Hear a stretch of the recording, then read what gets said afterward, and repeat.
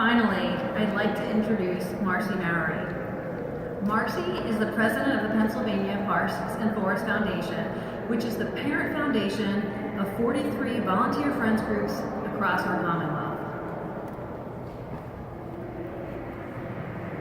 Thank you, Tina. I'm a user, a park and forest user, that is. When I interviewed for my position with the Pennsylvania Parks and Forest Foundation in 2005, I had already visited 87 of the then 114 state parks and 17 of the 20 forest districts. I knew, as a user, it was time to give back. How many of you have visited a state park or state forest? I love it. It's almost unanimous. How many of you have volunteered in a state park or state forest? Excellent. Well, if you haven't, we're here to recruit you. So our state parks and forests are the vacation destination for over 40 million visitors a year. Our parks and forests are where our kids learn to camp, hike, and make s'mores. They're the places where family memories are made, proposals of everlasting love are issued, and where friendships are formed. Did you know that reducing stress is the #1 reason people give for visiting a park? Do any of you have stress? Yeah. Meet me outside. We'll walk to Boyd Big Tree, which is the closest state park to the city of Harrisburg. We're fortunate in Pennsylvania to have a park within 25 miles of every resident that offers free admission and free parking, making them accessible to all Pennsylvanians. Other speakers have shared the important role parks and forests play in the building the economy and creating jobs. We've also discussed the role they play in cleaning our air and protecting our water quality. Yet despite these many documented benefits of our parks and forests, they suffer from decades of making do. Park and forest staff are some of the hardest working people I know. They understand that your visit is most likely your vacation, and they want you to have the best experience possible.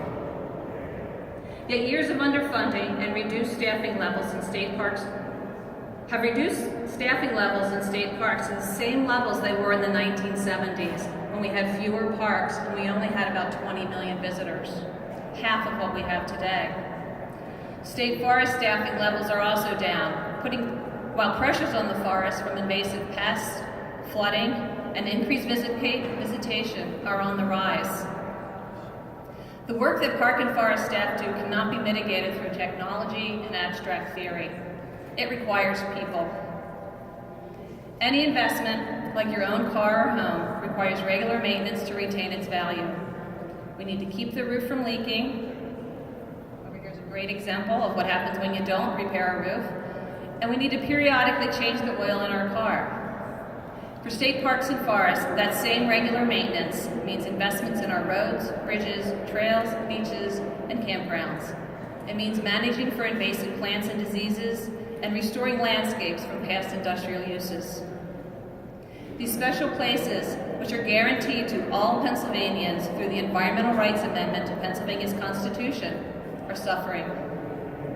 We're here today to release the legacy of Pennsylvania state parks and forests. The future is in our hands.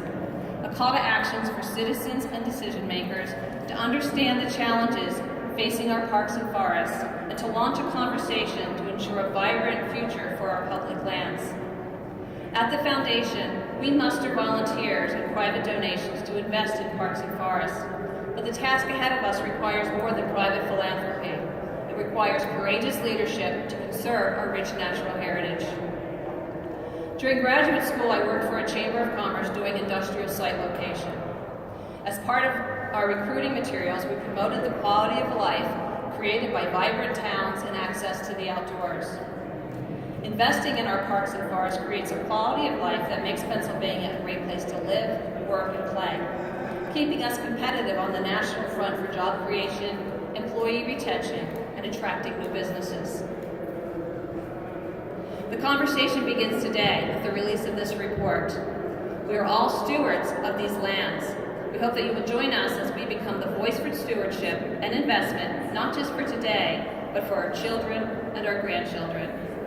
I'd like to thank you for being here. That concludes our remarks. We have information about the report and some graphics on our display over here. But I think the important thing to remember is that our parks and forests do create millions of memories for visitors, and if we we don't address these needs, these memories